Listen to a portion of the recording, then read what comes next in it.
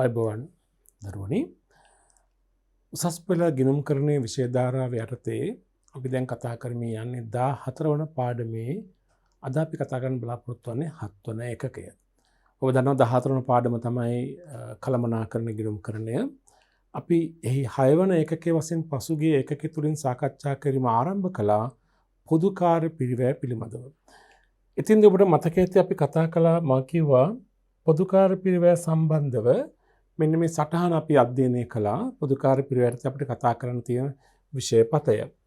ඉතින්දී අපි කිව්වා පිරිවැය තුල තියෙනවා ප්‍රධාන පිරිවැය කොටස් දෙකක් ප්‍රාථමික පිරිවැය හා පොදු කාර්ය පිරිවැය කියලා. ප්‍රාථමික පිරිවැයට අයිති වෙනවා ඍජු ද්‍රව්‍ය පිරිවැය, ඍජු ශ්‍රම පිරිවැය සහ ඍජු වෙනත් පිරිවැය අපි හඳුනාගත්තා ප්‍රාථමික පිරිවැය කියලා. ඊට පස්සේ අපි මේ පාඩමෙන් අපේක්ෂා කරන ඉලක්කය තමයි පිරිවැය ඒකකයක් සඳහා වන මුළු පිරිවැය ගණනය කිරීම. ඒතර පිරිවැය ඒකකයක මුළු පිරිවැය කියලා කිව්වහම මුළු නිෂ්පාදන පිරිවැය කිව්වහම එකක් තමයි ප්‍රාථමික පිරිවැය. ප්‍රාථමික පිරිවැය අපිට හැම වෙලාවෙම ඒකකයකට අදාළ ඍජු ද්‍රව්‍ය, ඒකකයකට අදාළ ඍජු ශ්‍රමය, ඒකකයකට අදාළ ඍජු වෙනත් වියදම් නිශ්චිතවම හඳුනා ගැනීම හැකියාවක් තිබෙනවා. ඒ නිසා ප්‍රාථමික පිරිවැය අපට පහසුවෙන්ම ගණනය කිරීමේ හැකියාව තිබෙනවා.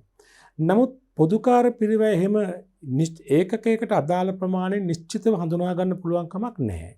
ඒ නිසා අප නිපදවන පිරිවැය ඒකකයට අදාළ පොදු කාර්ය පිරිවැය ගණනය කිරීම සඳහා අපිට යම්කිසි වැඩපිළිවෙලක් තිබිය යුතුයි. යම්කිසි ක්‍රියාදාමයක් තිබිය යුතුයි. ඒ සඳහා අනුගමනය කරන ක්‍රියාපිළිවෙත තමයි අපි මේ පොදු කාර්ය පිරිවැය කියන පාඩම යටතේ අධ්‍යයනය කරන්නේ. එතින්දී අපිට මුලින්ම සිදු වෙනවා පොදු කාර්ය පිරිවැය හඳුනා ගන්න. අපි එදා පළමුවෙනි එකකින් අපි හඳුනාගත්ත පොදු කාර්ය පිරිවැය කියන්නේ මොකක්ද? යම් නිෂ්පාදිතයක් සඳහා ඍජු ලෙසම සම්බන්ධය හඳුනාගත නොහැකි අනිකුත් සියලුම වියදම් වල එකතුව. එහෙම නැත්නම් නිෂ්පාදිතයක් සඳහා ඍජුවම සම්බන්ධ නොවන පිරිවැය කියන්නේ වක්‍ර පිරිවැයන්නේ. ඒතර වක්‍ර ද්‍රව්‍ය, වක්‍ර ශ්‍රමය, වක්‍ර වෙනත් වියදම් වල එකතුව තමයි අපි කියන්නේ පොදු කාර්ය පිරිවැය කියලා නේද? පොදු කාර්ය පිරිවැය ප්‍රධාන වශයෙන් අපි මෙම පාඩමේ අවශ්‍යතාවය අනුව ප්‍රධාන වශයෙන් වර්ග දෙකකට බෙදනවා කියලා කිව්වා. නිෂ්පාදන පොදු කාර්ය පිරිවැය සහ නිෂ්පාදන නොවන පොදු කාර්ය පිරිවැය. නිෂ්පාදන පොදු කාර්ය පිරිවැය කියලා අපි කිව්වේ යම් නිෂ්පාදිතයකට ඍජුවම සම්බන්ධය හඳුනාගත නොහැකි නමුත් නිෂ්පාදිතයකට සම්බන්ධ සියලු වක්‍ර වියදම් අපි කියනවා නිෂ්පාදන පොදු කාර්ය පිරිවැය කියලා. ඒ වගේම නිෂ්පාදන කටයුතු අවසන් වීමෙන් පසු ඒවා විකිණීමට පෙර දරන අනිකුත් වක්‍ර වියදම් අපි කියනවා නිෂ්පාදන නොවන පිරිවැය කියලා. දැන් කාලච්ඡේද පිරිවැය. තොර මේ අපට වඩා වැදගත් වන්නේ මේ දෙකෙන් නිෂ්පාදන පොදු කාර්ය පිරිවැය. මොකද අපි ඒකකයක නිෂ්පාදන පිරිවැය ගණනය කිරීම සඳහා අපට අදාළ වෙන්නේ සම්පූර්ණ පොදු කාර්ය පිරිවැය නෙමෙයි නිෂ්පාදන පොදු කාර්ය පිරිවැය. ඒ නිසා අපි පොදු කාර්ය පිරිවැය වලින් නිෂ්පාදන පොදු කාර්ය පිරිවැය කියන්නේ මොනවද? නිෂ්පාදන නොවන පොදු කාර්ය පිරිවැය කියන්නේ මොනවද කියන එක මුලින්ම හඳුනා ගත යුතුයි. අපි එම කොටස තමයි පසුගිය ඒකකය තුලින් අධ්‍යයනය කළේ. අද අපි කතා කරන්න යන්නේ ඒකකයකට අදාළ නිෂ්පාදන පිරිවැය ගණනය කරනකොට ප්‍රාථමික පිරිවැය පැහැදිලිව හඳුනා ගන්න පුළුවන් කමක් තියෙනවා. ඒ නිසා ඒකකයකට අදාළ පොදු කාර්ය පිරිවැය හඳුනා ගන්නකොට මේ නිෂ්පාදන පොදු කාර්ය පිරිවැය බෙදහැරීමේ ක්‍රියාවලියකට ලක් කරන්න ඕනේ. බෙදහැරීමේ ක්‍රියාවලිය තුලින් තමයි අපි ඒකකයකට අදාළ පොදු කාර්ය පිරිවැය හඳුනා ගැනීම කරන්නේ. මම මේ සටහන එදා පැහැදිලි කළ අපට මතක ඇති.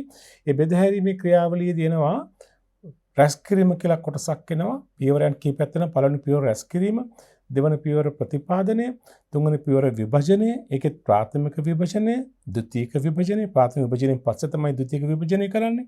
ඊළඟට අන්තර්ග්‍රහණය, ද්විතීයික විභජනයෙන් පස්සේ අන්තර්ග්‍රහණය, අන්තර්ග්‍රහණය යටතේ පොදු අන්තර්ග්‍රහණ අනුපාතය ගණනය කිරීම, අවසානයේ නිෂ්පාදිතයකට අදාළ පොදු කාර්ය පිරිවැය අවශෝෂණය කිරීම තුළින් ඒකකයක පොදු කාර්ය පිරිවැය හොයාගන්නවා. ඒකකයක පොදු කාර්ය පිරිවැය හඳුනාගෙන ප්‍රාථමික පිරිවැයට ඒකකයක පොදු කාර්ය පිරිවැය ගැලපුවාම ඒකකයක නිෂ්පාදන පිරිවැය එනවා. ඒතර අද අපේ පාඩමේ බලාපොරොත්තු වෙන්නේ මේ දැන් මේකේ පොදු කාර්ය පිරිවැය මුල් කොටස අපි එදා අධ්‍යයනය කළා. අද අපි කතා කරන බලාපොරොත්තු වෙන්නේ මේ පොදු කාර්ය පිරිවැය බෙදහැරීමේ ක්‍රියාවලිය. එහෙම නැත්නම් ඒකකයකට අදාළ පොදු කාර්ය පිරිවැය අවශෝෂණය කිරීමේදී පොදු කාර්ය පිරිවැය බෙදහැරීමේ ක්‍රියාවලිය තමයි අද අපි කතා කරන්න බලාපොරොත්තු වෙන්නේ. අද පාඩම් මේකකේ සිට ඉදිරියට කතා කරන්න බලාපොරොත්තු වෙන්නේ මෙන්න මේ පරිච්ඡේදය. පැහැදිලි නේද? හොඳයි. අපි බලමු එහෙමනම් පොදු කාර්ය පිරිවැය බෙදහැරීමේ ක්‍රියාවලිය කියලා කියන්නේ මොකක්ද? ළමයි යම්කිසි නිෂ්පාදිතයක් නිම කිරීම සඳහා ද නිෂ්පාදන කටයුතු වෙනුවෙන් විවිධ පිරිවැය මධ්‍යස්ථාන සම්බන්ධ වෙනවා. නිෂ්පාදිතයක් සඳහා පිරිවැය එක්රැස් කළ හැකි පිරිවැය මධ්‍යස්ථාන ගණනාවක් සම්බන්ධ වෙනවා. මේ පිරිවැය මධ්‍යස්ථාන අපි බෙදා වෙන් කරනවා කොටස් දෙකකට. නිෂ්පාදන පිරිවැය මධ්‍යස්ථාන හා සේවා පිරිවැය මධ්‍යස්ථාන කියලා. නිෂ්පාදන පිරිවැය මධ්‍යස්ථානයක් කියලා අපි අදහස් කරන්නේ නිෂ්පාදන කටයුතු වලට දායක වන පිරිවැය මධ්‍යස්ථාන. ඒ කියන්නේ යම්කිසි පිරිවැය මධ්‍යස්ථානයක් හරහා පිරිවැය ඒකකයක් ගමන් කරන්නේ නම් ඒවා අපි කියන නිෂ්පාදන පිරිවැය මධ්‍යස්ථාන කියලා. ඒ කියන්නේ නිෂ්පාදන කටයුතු වලට ඍජු ලෙසම දායක වන පිරිවැය මධ්‍යස්ථාන. දැන් අපිට කියන්න පුළුවන් නිෂ්පාදන ආයතනයක සැකසුම් අංශය, නිම කිරීම අංශය අපි කියන නිෂ්පාදන පිරිවැය මධ්‍යස්ථාන. ඒවා නිෂ්පාදන කටයුතු වලට දායක වන පිරිවැය මධ්‍යස්ථාන. ඒවා හරහා පිරිවැය ඒකකයක් නැත්නම් නිෂ්පාදන ඒකකයක් ගමන් කිරීමක් සිද්ධ වෙනවා. ඒ වගේම තව තියෙනවා පිරිවැය මධ්‍යස්ථාන සේවා පිරිවැය මධ්‍යස්ථාන කියලා. සේවා පිරිවැය මධ්‍යස්ථානය කියලා කියන ළමයි නිෂ්පාදන කටයුතු වලට අවශ්‍ය කරන උපකාරක සේවා, සහායක සේවා ලබා දීම වෙනුවෙන්ම තබා ගන්නා වූ පිරිවැය මධ්‍යස්ථාන. සේවා පිරිවැය මධ්‍යස්ථාන කියලා අපි කියනවා. දැන් සේවා දෙපාර්තමේන්තු කියලා අපි කියනවා. දැන් උදාහරණයක් වශයෙන් කම්හලට අවශ්‍ය කරන අමුද්‍රව්‍ය ගබඩා කරන්න ගබඩාවක් තියෙනවා. ඒතර ගබඩාව අපි සලකන්නේ සේවා පිරිවැය මධ්‍යස්ථානයක්. කම්හලේ තියෙන යන්ත්‍ර සූත්‍ර කැඩුනහම මේවා නඩත්තු කිරීම කරන්න වෙනම අංශයක් තියෙනවා. අපි කියනවා නඩත්තු අංශය. ඒතර නඩත්තු අංශය අපි සලකන්නේ සේවා පිරිවැය මධ්‍යස්ථානයක් වශයෙන්. ඒ වගේම ආයතනයට අවශ්‍ය කරන යම් සැලසුම් නිර්මාණය කිරීම සඳහා සැලසුම් අංශයක් තියෙනවා. සැලසුම් අංශය කියන්නේ සේවා පිරිවැය මධ්‍යස්ථානයක්. ආයතනයට අවශ්‍ය කරන පරිගණක සේවා ලබා දීම සඳහා පරිගණක අංශයක් තිබෙනවා. ඒතර පරිගණක අංශය අපි සලකන්නේ සේවා පිරිවැය මධ්‍යස්ථානයක් කියලා. මේ විදිහට නිෂ්පාදන අංශවලට සහාය වීම සඳහා පවත්වා තිබෙන දෙපාර්තමේන්තු නැතිනම් අංශ අපි කියනවා සේවා පිරිවැය මධ්‍යස්ථාන කියලා. උතරල මේ නිෂ්පාදන පිරිවැය පොදුකාර පිරිවැය බෙදහැරීමේ ක්‍රියාවලියේදී සිද්ධ වන්නේ පළමුවෙන්ම මෙම හැම පිරිවැය මධ්‍යස්ථානයක් වෙතම යම්කිසි පිළිගත් පදනමකට අනුව පිරිවැය පොදුකාර පිරිවැය බෙදහැරීම කළ යුතුයි. අවසානයේදී නිෂ්පාදන හා සේවාංශ අතර මුලින්ම බෙදනවා. ඊළඟට සේවාංශවල ඒවා නැවත නිෂ්පාදනාංශ අතර බෙදනවා. අවසානයේදී එක් එක් පිරිවැය මධ්‍යස්ථාන විසින් ළඟා කරගත්තු රැස් කරගත්තු මුළු පොදුකාර පිරිවැය ඒකකයකට අන්තර්ග්‍රහණය කරලා අපි වටිනාකම ගණනය කරනවා. මේ සමස්ත ක්‍රියාදාමය අපි කියනවා මොකක්ද? පොදුකාර පිරිවැය බෙදහැරීමේ ක්‍රියාවලිය කියලා. ඒක පටන් ගන්නෙ නිෂ්පාදන හා සේවා පිරිවැය මධ්‍යස්ථාන අතර බෙදීමෙන් ඊළඟට අවසානයේ පිරිවැය ඒකකයක පොදුකාර පිරිවැය ගණනය කිරීමෙන් තමයි අවසාන වෙන්නේ. පැහැදිලි නේද? මේ බලන්න. නිෂ්පාදිතය වෙනුවෙන් පිරිවැය රැස් කරන මධ්‍යස්ථාන කිහිපයක් තිබෙන අවස්ථාවක ඒ සෑම පිරිවැය මධ්‍යස්ථානයකටම එනම් නිෂ්පාදන පිරිවැය මධ්‍යස්ථාන හා සේවා පිරිවැය මධ්‍යස්ථාන පිරිවැය යම් පිළිගත් ක්‍රමයකට අනුව බෙදහැරීම කළ යුතුයි. එය පොදුකාර පිරිවැය බෙදහැරීමේ ක්‍රියාපිළිවෙත ලෙස හඳුන්වනවා. තේරෙනව නේද?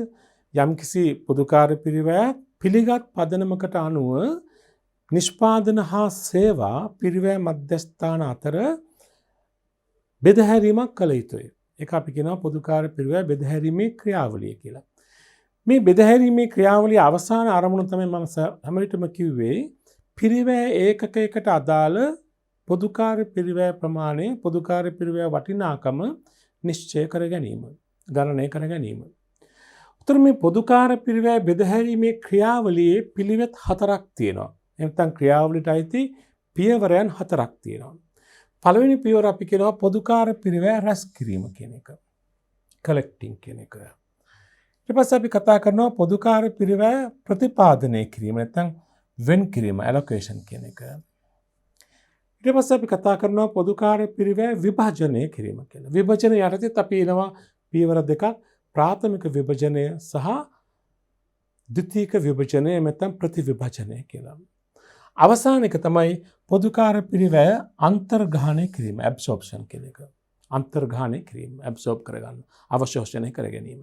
උතර පොදුකාර පිරිවැය බෙදහැරීමේ ක්‍රියාදාමයේ ක්‍රියාවලියේ මෙන්න මේ අධීර 4 අපි සම්පූර්ණයෙන්ම අධ්‍යයනය කරන්නට ඕනේ. ඒ අනුව අපි මුලින්ම සාකච්ඡා කරමු පොදුකාර පිරිවැය රැස් කිරීම කියන එකෙන් අදහස් කරන්නේ මොකක්ද? එතන තමයි පටන් ගන්නෙ.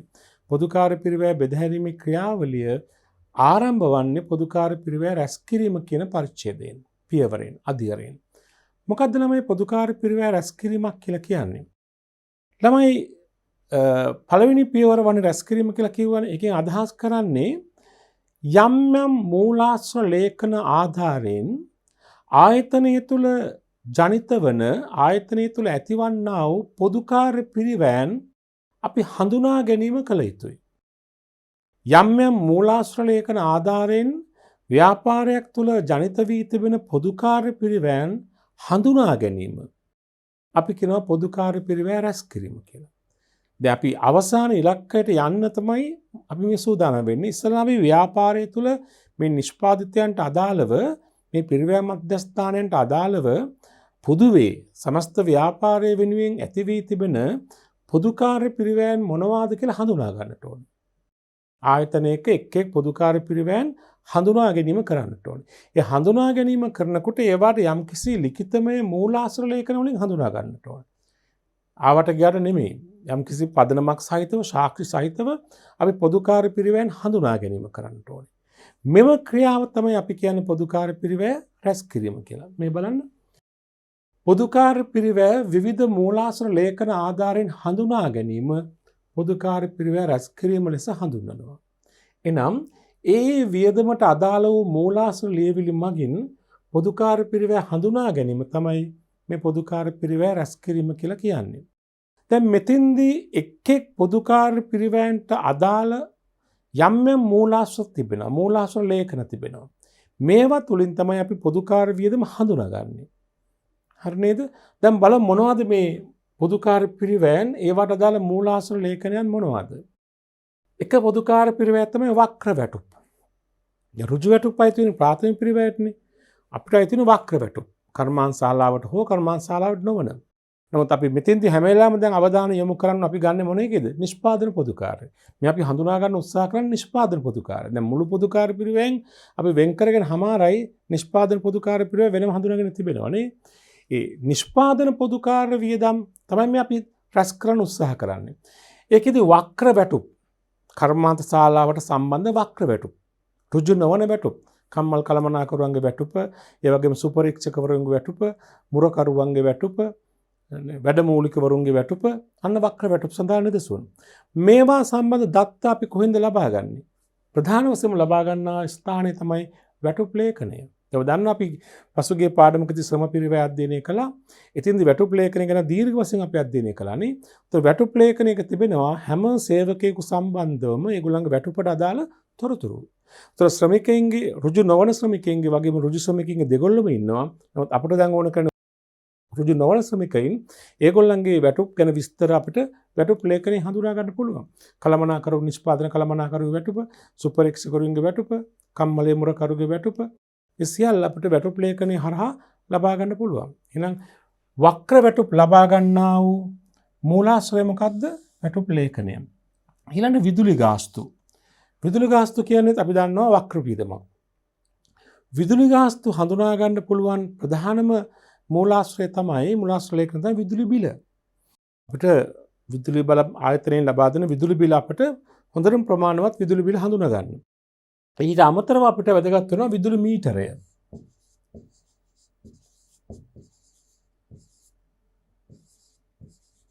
විදුලි මීටරය කියන්න පුළුවන්. ඇයි දැන් විදුලි බිලෙන් එන්නේ සමස්ත ව්‍යාපාරයෙන් විදුලි බිල අපට එනවා. නමුත් අපි එක් එක් අංශවලට වෙනම විදුලි මීටර සවි කරලා තියෙන පුළුවන්. ඒ අනුව අපිට එක් එක් අංශය විසින් භාවිත කරන ලද විදුලි ඒකක සංඛ්‍යාව මීටරයේ කියවීමෙන් හඳුනා ගන්න පුළුවන්. ඒතර විදුලි බිල එනවා සමස්ත ව්‍යාපාරයටම. අපි තුන් සමස්ත ව්‍යාපාරයට ලැබුණ විදුලි බිල රුපියල් 25000ක් කියලා.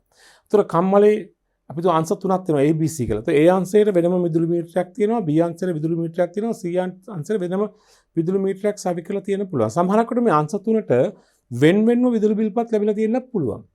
එහෙම නැත්නම් සමස්ත ව්‍යාපාරයටම එකම විදුලි බිලක් ලැබුණා නම් අර එක් එක් අංශය තුළ තිබෙන විදුලි මීටරයේ මනු කියවීම තුළින් අපිට දැනගන්න හඳුනා ගන්න පුළුවන් එක් එක් අංශයේ භාවිතා කළ විදුලි ඒකක ප්‍රමාණය. ඒ නිසා අපිට කියන්න පුළුවන් විදුලි ගාස්තු සම්බන්ධ හඳුනා ගැනීමට තියෙන මූලාශ්‍ර වන්නේ එකක් විදුලි බිල්පත, අනික විදුලි මීටරයේ මනු කියවීම තුළින්. හරි නේද? හොඳයි. ඊළඟට තුන්වෙනි පොදුකාර පිරිවෙ අයිතමක් තමයි යන්ත්‍ර ක්ෂය වීම.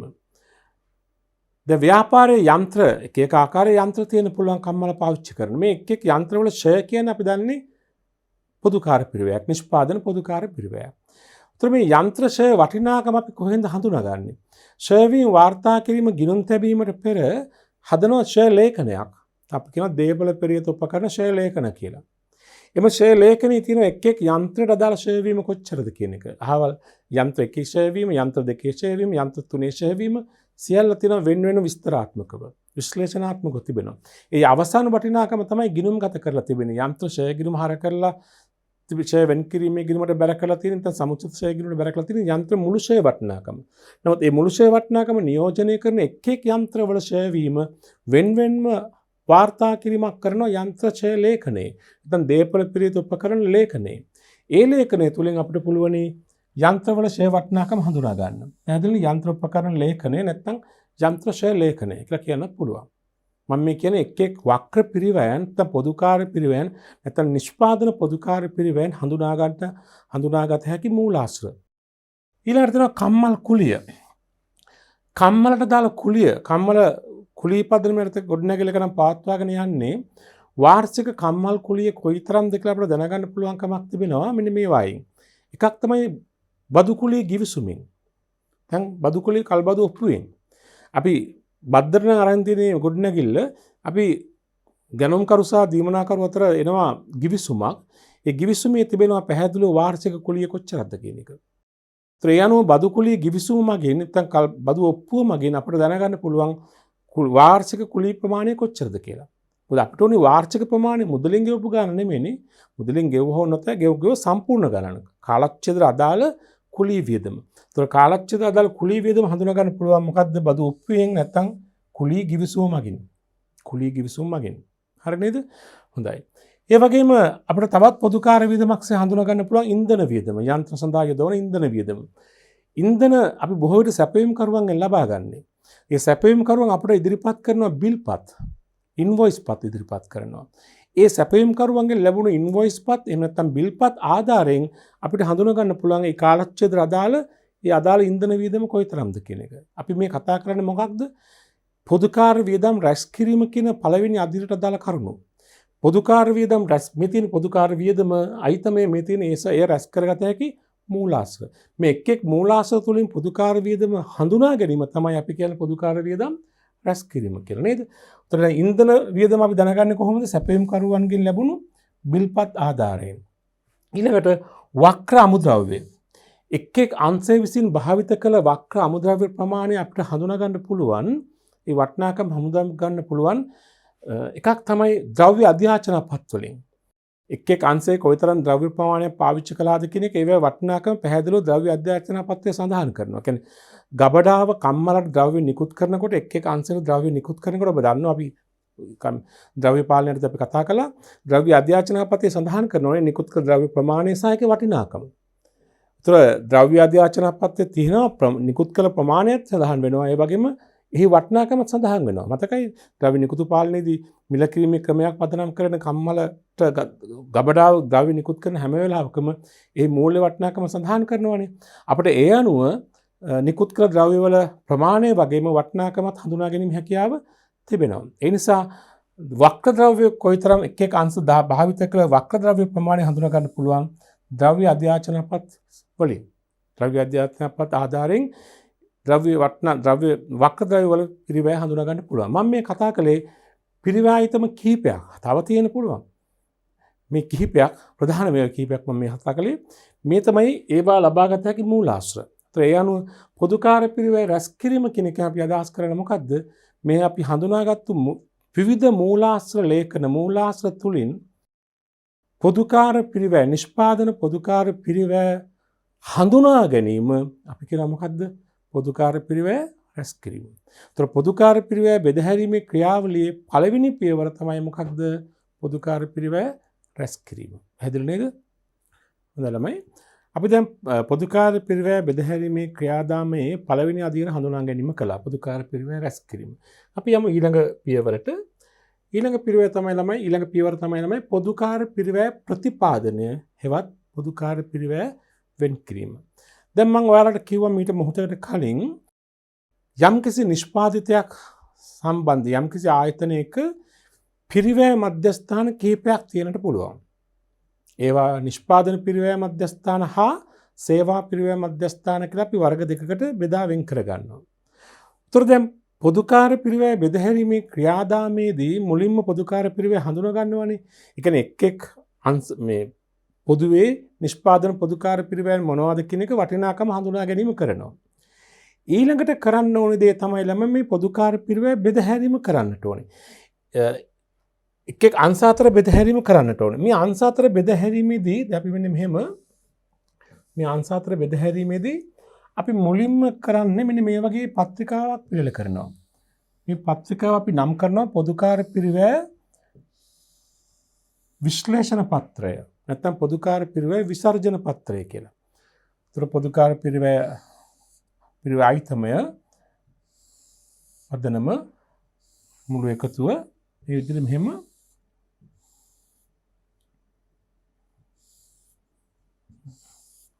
මේක අපි කියන පොදුකාර පිරිවැය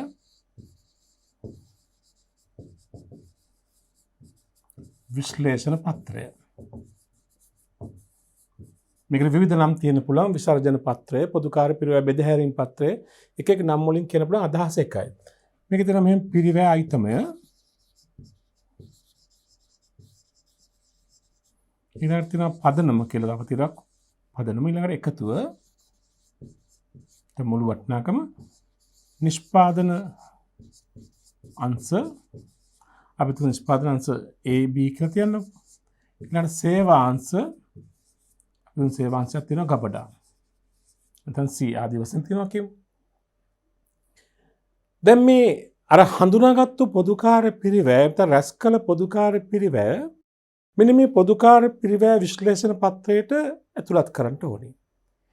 එසේ ඇතුළත් කිරීමේදී පළමුවෙන්ම කරන්නේ බලනවා යම්කිසි පොදුකාර පිරිවැයක් යම් පිරිවැය මධ්‍යස්ථානයකට ඍජුවම සම්බන්ධතාවයක් තිබෙනවද කියලා අපිට හඳුනා ගන්න පුළුවන්ද කියලා බලනවා. යම්කිසි පොදුකාර පිරිවැයක් යම් පිරිවැය මධ්‍යස්ථානයකට ඍජුවම සම්බන්ධයයි හඳුනා ගන්න පුළුවන්කමක් තිබෙනවා නම් අපි ඉස්සලාම කරන්නේ ඒ ඍජුවම හඳුනාගත හැකි පොදුකාර පිරිවැය එම පිරිවැය මධ්‍යස්ථානයට අදාළව කරනවා. ඒකට යොමු කරනවා. අන්න එම කර්තව්‍ය තමයි අපි හඳුන්වන්නේ පොදුකාර පිරිවැය ප්‍රතිපාදනය නොහොත් වෙන් කිරීම කියලා. ඇලොකේට් කරනවා.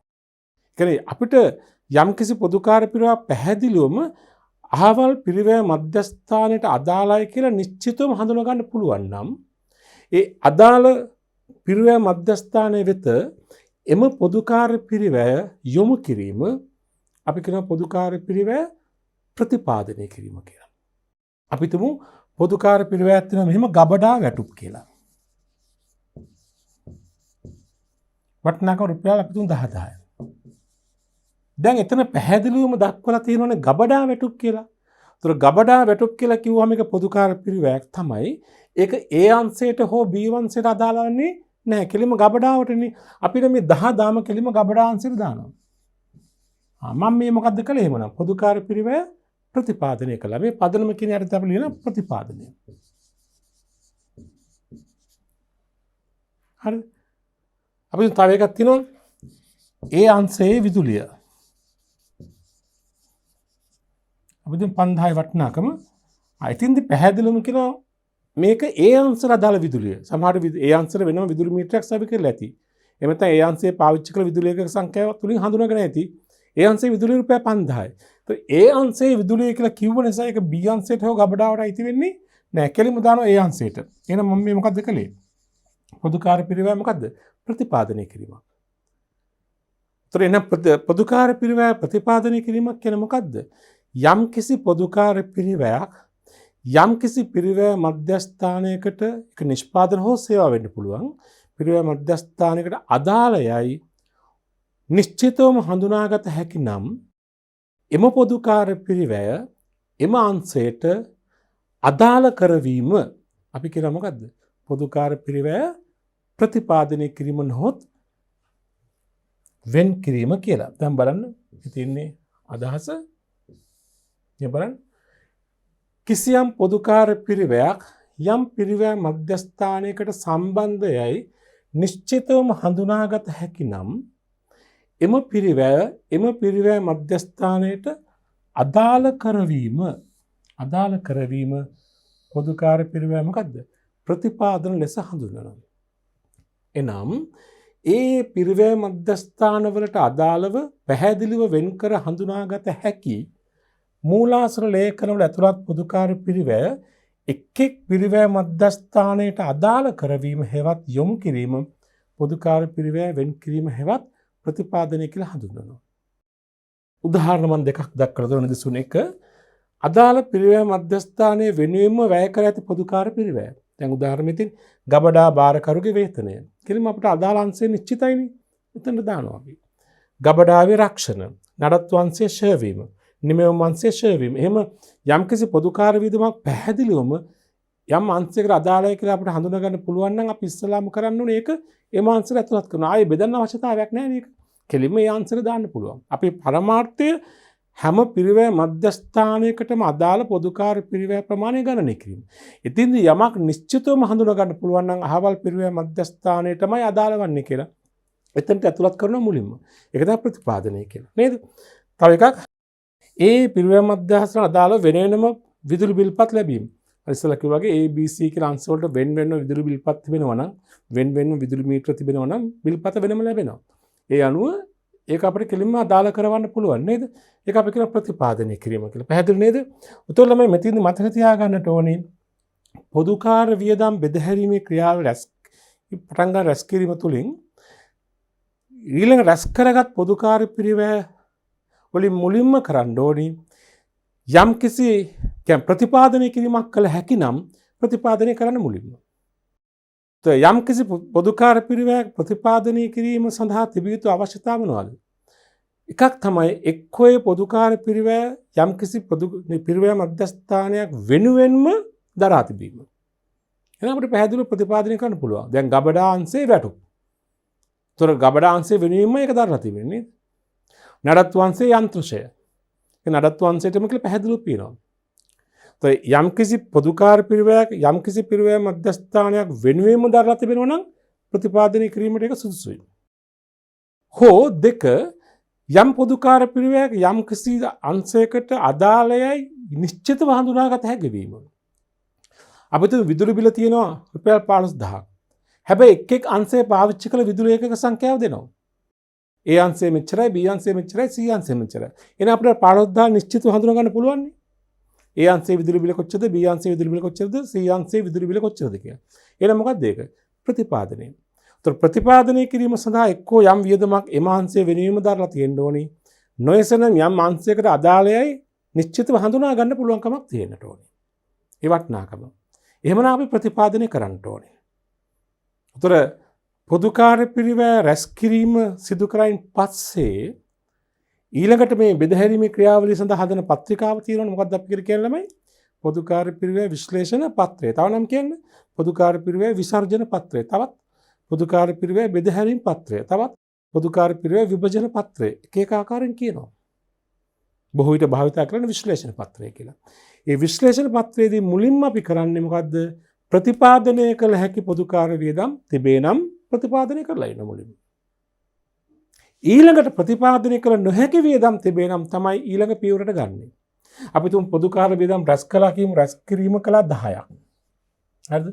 රැස් කළ පොදුකාර්ය තියෙනවා 10ක්. මේකෙන් අපි තුමු 3ක් ප්‍රතිපාදනය කළා.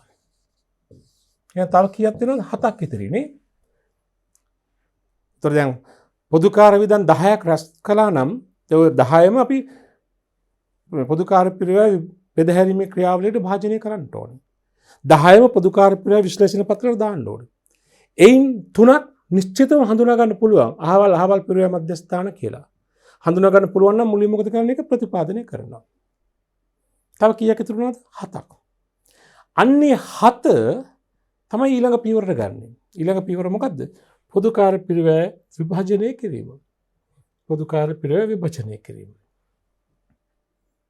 දැන් පේනවනේ ඒකේ පැහැදිලි සම්බන්ධකමක් තියෙනවා නේද? හරි. දැන් ළමයි රැස් කළ පොදුකාර්ය පිරිවැයන්ගෙන් මුලින්ම ප්‍රතිපාදනය කිරීම සිදු කළානේ. ප්‍රතිපාදනය නොකළ පොදුකාර්ය පිරිවැය තියෙනවනේ. අනේ ප්‍රතිපාදනය නොකළ පොදුකාර්ය පිරිවැය අපි ඊළඟට කරන්න ඕනි යම්කිසි සාධාරණ පදනමකට අනුව නිෂ්පාදන හා සේවා පිරිවැය මධ්‍යස්ථාන අතර බෙදහැරීම කරන්නට ඕනි. අන්න එම කර්තව්‍ය අපි හඳුන්වනවා පොදුකාර්ය පිරිවැය විභජනය කිරීම කියලා. පැහැදිලිද? අපි නැවත ඉස්සලකට ගියොත් පොදුකාර්ය විධම් රැස් කළා ඔක්කොම 10ක්. 7ක් මේ 3ක් ප්‍රතිපාදනය කළා. තව 7ක් ඉතුරු වුණානේ. මේ 7 තමයි අපි විභජනය කරන්නේ. රැස් කළ ඒවායින් ප්‍රතිපාදනය නොකළ පොදුකාර්යය විභජනයට ලක් කරන්නේ. මුලින්ම ප්‍රතිපාදනය කරනවා ප්‍රතිපාදනයෙන් බැහැර වෙච්ච විධම් ටික තියෙනවානේ. ඒ කියන්නේ නිශ්චිතම පිරිවැය මධ්‍යස්ථානයකට අදාළයයි නිශ්චිතම හඳුනගන්න බැරි පොදුකාර්ය පිරිවැය තියෙනවානේ. අන්න එම පොදුකාර්ය පිරිවැය ටික අපි ඊළඟට කරන්නට ඕනි යම් සාධාරණ පදනමකට අනුව අර පිරිවැය මධ්‍යස්ථාන අතර බෙදහැරීම කරන්නට ඕනි. දැන් මෙතන අපි ගත්ත පොදුකාර්ය පිරිවැය විශ්ලේෂණ පත්‍රය තියෙනවානේ. දැන් අපි මෙතන බලන්න ගබඩා අංශයේ වැටුප් දැම්මා. ඒ අංශයේ විදුලිය දැම්මා. අපි දැන් තව එකක් තියෙනවා කම්හල් කුලිය. දැන් ගොඩනැගිලි කුලිය. අපිට රුපියල් 10000ක් තියෙනවා. දැන් ගොඩනැගිලි කුලිය අපිට ප්‍රතිපාදනය කරන්න බෑ පැහැදිලිවම ඒ අංශයේ B අංශයේ ගබඩාව කියලා. මොකද ගොඩනැගිලි මේ තුන්ගොල්ලම පාවිච්චි කරනවා. නිෂ්පාදන අංශ දෙක A හා B පාවිච්චි කරනවා. ගබඩාවත් ගොඩනැගිලි පාවිච්චි කරනවා. එබැවින් මේ ගොඩනැගිලි කුලිය නිශ්චිතවම යම් පිරිවැය මධ්‍යස්ථානයකට අදාළයයි නිශ්චිතව හඳුනා ගන්න බෑ. ඒ පුළුවන්කමක් තිබුණා නම් ප්‍රතිපාදනය කරනවානේ. මේක එහෙම කරන්න බෑනේ. දැන් මේ විභජනය කරන්නට ඕනේ. ඒ විභජනය කිරීමේදී එතනක් තිබෙනවා කොටස් දෙකක්. ප්‍රාථමික විභජනය පළවෙනි පියවර, ද්විතීයික විභජනය හෙවත් ප්‍රතිවිභජනය දෙවන පියවර.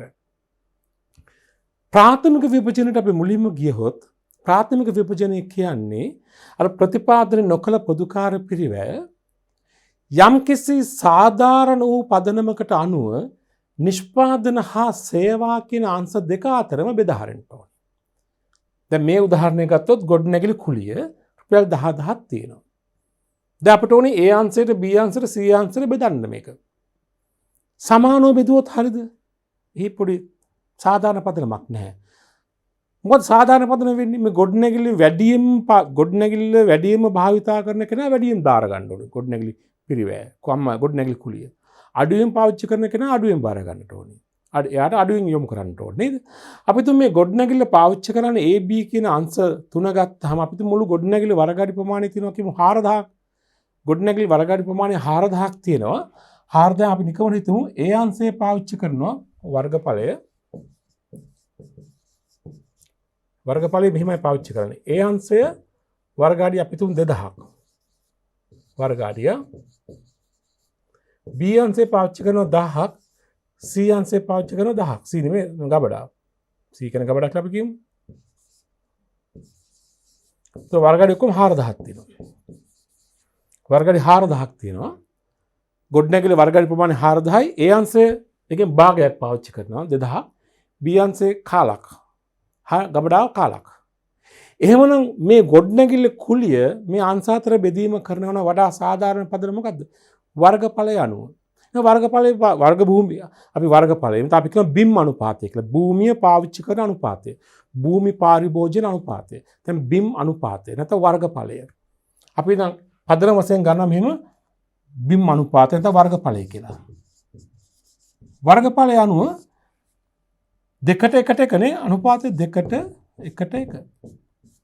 A අංශය 2යි 4න් 2ක් B අංශය 4න් 1ක් C අංශය 4න් 1ක්. එහෙනම් මේ 10000 අපි බෙදනවා ගොඩනැගිල්ලේ බිම් ප්‍රමාණය පරිභෝජනය කරන ආකාරය අනුව. ඒ අංශය තමයි ගොඩනැගිල්ලෙන් භාගයක් පාවිච්චි කරන්නේ. එහෙනම් ගොඩනැගිලි කුලිය වියදමෙන් භාගයක් ඒගොල්ලන්ට දානවා අපි. එහෙනම් 10 දෙකට එකට කියන්නේ 4න් 2යි 5000යි. B අංශයට 4න් 1යි 2500යි. C අංශයට 4න් 1යි 2500යි. දැන් උතර අපි ගොඩනැගිලි කුලිය ප්‍රතිපාදනය කරන්න නොහැකි වූ නිසා මොකද කරන්නේ? විභජනය. විභජනයේ මේ අපි කලේ මොකද්ද? ප්‍රාථමික විභජනය. ප්‍රාථමික විභජනය කියලා කියේ ලක්ෂණය තමයි පොදුකාර පිරිවැයක් නිෂ්පාදන හා සේවාංශ දෙක අතරම දෙවර්ගය අතරම යම් සාධාරණ පදනමක් අනුව බෙදහැරීම. ඒක තමයි ප්‍රාථමික විභජනය කියන්නේ. ඒ විභජනය තමයි පියවර තුන්වෙනි පියවර තුන්වෙනි අදියර පළවෙනි අදියර මොකද්ද? රැස් කිරීම. දෙක ප්‍රතිපාදනය. තුන්වෙනි අදියරේ විභජනය. ඒකෙත් මුල් අදියරේ මොකද්ද? ප්‍රාථමික විභජනය. ප්‍රාථමික විභජනයේදී කරන්නේ මොකද්ද නම් යම් කිසි පොදුකාර පිරිවැයක් ඒ කියන්නේ ප්‍රතිපාදනය නොකළ පොදුකාර පිරිවැයක් ඒක හොඳට මතක තියාගන්න. ප්‍රතිපාදනය ලක් කළ ඒවා ඕනේ නැහැ. ප්‍රතිපාදනය කරන්න බැරි නම් තමයි විභජනය කරන්නේ. සියලුම වියදම් ටික ප්‍රතිපාදනය කරන්න පුළුවන් නම් ප්‍රතිපාදනය කරලා දාන්න. ප්‍රතිපාදනය කරන්න බැරි නම් තමයි විභජනය කරන්නේ. ප්‍රාථමික විභජනයේ මුලින්ම නේද? ඒතර කිසියම් සාධාරණ පදනමක් අනුව යම් පොදුකාර වියදමක් නිෂ්පාදන හා සේවා පිරිවැය මධ්‍යස්ථාන අතර බෙද හැරීම මොකද්ද? පොදුකාර පිරිවැය ප්‍රාථමික විභජනය. අපි තව උදාහරණයක් ගමු. තව එකක් අපි තුමු යන්ත්‍රශය. අපිට ඉලක්කම තියෙනවා 20000ක්. යන්ත්‍ර පාවිච්චි කරන්නේ කවුද? A හා B අංශ. ගබඩාංශ යන්ත්‍ර පාවිච්චි කරන්නේ නැහැනේ. ඒතර යන්ත්‍රවල ෂෙයා වීම ඔක්කොම මුළු ෂෙයා වීම 20000යි. ඒතර යන්ත්‍ර ෂෙයා වීම A හා B අංශ අතර බෙදන්න ඕනේ. මොකද්ද පදනම? එක් අංශේ භාවිතා කරන යන්ත්‍රවල වටිනාකම ගන්නට ඕනේ. දැන් මේ මුළු යන්ත්‍ර ප්‍රමාණය පදනම් කරන්න 20000ක් ඇවිත් තියෙන්නේ. අපිට මුළු යන්ත්‍ර වලින් අපිට A අංශේ පාවිච්චි කරන යන්ත්‍ර තියෙනවා ලක්ෂයක්. B අංශය පාවිච්චි කරන යන්ත්‍රයක් තියෙනවා ලක්ෂයක්. මේක හිතමු. යන්ත්‍ර දෙකක් තියෙනවා ලක්ෂය. 2,00,000ක් අපිට 20000 තියෙන කියලා එහෙම හිතන්නකෝ. ඒතර A අංශයේ ලක්ෂයක් තියෙනවා B අංශයේ ලක්ෂයක් තියෙනවා. යන්ත්‍ර පාවිච්චි කරන A හා B අංශ ගබඩාවට යන්ත්‍රය දාන්න අවශ්‍ය නැහැ. දාන්න තේරුමක් නැහැ. පදනම් විරහිතයි. මොකද යන්ත්‍ර පාවිච්චි කරන කම්මල. එහෙනම් කම්මලට තමයි මේ යන්ත්‍රශය ඇතුළත් වෙන්න ඕනේ. A හා B දෙගොල්ලම යන්ත්‍ර පාවිච්චි කරන යන්ත්‍ර දෙකක්. ලක්ෂ. දෙකේම ෂය තමයි 20000. එහෙනම් මේ අංශ දෙක අතර බෙදනවා අපි යන්ත්‍ර වටිනාකම යන්ත්‍ර අගය අනුව. යන්ත්‍ර අගය කියන පදනම අනුව එකට එක අනුපාතය බෙදනවා. එහෙනම් 20000 සමසම විදම A අංශයට 10000යි B අංශයට 10000යි. මේ මොකද්ද? අපි ගබඩාවට දෙන්නේ නැහැ. මේ මොකද්ද? මේකත් ප්‍රාථමික විභජනය. මුලින්ම නිෂ්පාදන හා සේවාංශ අතර මෙතන සේවාවට ගබඩාවට ඇතුළත් නොකලේ අදාළ නොවන නිසා නිෂ්පාදන හා සේවාංශ අතර යම් පොදුකාර පිරිවැයක් නම් ප්‍රතිපාදන නොකළ පොදුකාර පිරිවැයන් සාධාරණ පදනමකට බෙද හැරීම අපි කියන මොකද්ද? පොදුකාර පිරිවැය ප්‍රාථමික විභජනය. උතර මෙතින්දී පොදුකාර පිරිවැය ප්‍රාථමික විභජනය කිරීම සඳහා එක් පොදුකාර පිරිවැයන්ට ප්‍රාථමික විභජනය සඳහා යොදාගත හැකි පදනම් තිබෙනවා. අපි පදනම් මොනවද කියන එක සලකා බලමු. ඉස්සලා අපි හඳුනා ගමු නැවත මම කියපු දේ සටහන බලන්න. පොදුකාර පිරිවැය විභජනය යටතේ මේ බලන්න. පොදුකාර පිරිවැය විභජනය. යම්කිසි පිරිවැය මධ්‍යස්ථානයකට ඍජුවම හා පැහැදිලිවම හඳුනාගත නොහැකි. ඒ කියන්නේ ප්‍රතිපාදනය කළ නොහැකි කියන එකනේ පොදුකාර පිරිවැය. හොඳට මතක මේ දෙක සම්බන්ධ වෙනවා. මේ ප්‍රතිපාදනය කළ නොහැකි පොදුකාර පිරිවැය යම් සාධාරණ පදනමක් මත සියලුම පිරිවැය මධ්‍යස්ථාන අතර බෙද හැරීම තමයි අපි කියන්නේ පොදුකාර පිරිවැය විභජනය කියලා. යම් සාධාරණ පදනමක් අනුව විභජන ප්‍රතිපාදනය නොකළ පොදුකාර පිරිවැය සාධාරණ පදනමක් අනුව සියලුම පිරිවැය මධ්‍යස්ථාන අතර බෙද හැරීම තමයි අපි කියන්නේ පොදුකාර පිරිවැය විභජනය. ඒකේ පියවර දෙකයි ප්‍රාථමික විභජනය ද්විතීයික විභජනය. මුලින්ම අපි ගන්නවා ප්‍රාථමික විභජනය. ප්‍රාථමික විභජනය කියන්නේ පහසුවෙන් හඳුනාගත නොහැකි වූ පොදුකාර පිරිවැය. ඒ කියන්නේ ප්‍රතිපාදනය නොකළ පොදුකාර පිරිවැය. කෙටියෙන් කිව්වොත් නිෂ්පාදන හා සේවාංශ අතර සාධාරණ පදනමක් මත බෙද හැරීම. ඒ තමයි ප්‍රාථමික පොදු විභජනය කියලා කියන්නේ. ඊළඟට ළමයි දැන් මේ විදිහට සියලුම පොදුකාර්ය පිරිවැයන් ප්‍රාථමික විභජනය කරමින් යනවා. දැන් මේ ප්‍රාථමික විභජනය මම ද්විතීයික විභජනයට එන කලින් මම තවදුරටත් මේක ගැන කියන්නම්. ප්‍රාථමික විභජනය සඳහා අපිට යොදාගත හැකි පදනම් තිබෙනවා. ඒ පොදුකාර්ය වියදම අනුව එය බෙදීම සඳහා සුදුසු යෝග්‍යතම පදනම් තිබෙනවා. මෙතනේ පදනම් වර්ගඵලයේ නොහොත් බිම් ප්‍රමාණය, සේවක සංඛ්‍යාව, යන්ත්‍රවල වටිනාකම නැත්නම් ධාරණාගය, පාවිච්චි කළ ඒකක ප්‍රමාණය, පරිමාව, ද්‍රව්‍ය අධ්‍යාචනපත් සංඛ්‍යාව නැත්නම් භාවිත කළ ද්‍රව්‍ය ප්‍රමාණය, නඩත්තු පැය ගණන, නිෂ්පාදන ඒකක ගණන මේ තින්නේ විභජනය කිරීම සඳහා යොදාගත හැකි පදනම්. මේ වම් පසෙන් තියෙන්නේ ඒ පදනම් යොදා ගන්නා වියදම් වර්ග. මෙන්න මේ වියදම් වලට තමයි මේ පදනම් ගැලපෙන්නේ. දැන් බලන්න මොනවද? ගෙවල් කුලී, වරිපනම්, ගොඩනැගිලි නඩත්තු වියදම, ආලෝකය සඳහා වන විදුලිය, ආලෝකය ලබා ගැනීමට පාවිච්චි කළ විදුලිය, ගොඩනැගිලි ක්ෂය. මෙන්න මේ කියන වියදම් බෙදීම සඳහා යෝග්‍ය පදනම වන්නගේ බිම් ප්‍රමාණය අනුපාතය. බිම් අනුපාතය නැත්තම් වර්ගඵලය. ඇයි ඒ බිම් අනුපාතය අනුව වෙනස් වන වියදම්නේ. දැන් ඉස්සෙල්ලා මම පැහැදිලි කළා ගොඩනැගිලි මුල් ප්‍රමාණය වර්ග අඩි 4000යි 2000ක් පාවිච්චි කරනවා ඒ අංශය. එහෙනම් ගොඩනැගිලි ආශ්‍රිත සියලු වියදම් වලින් භාගයක් ඒ අංශෙට දැරිය යුතුයි.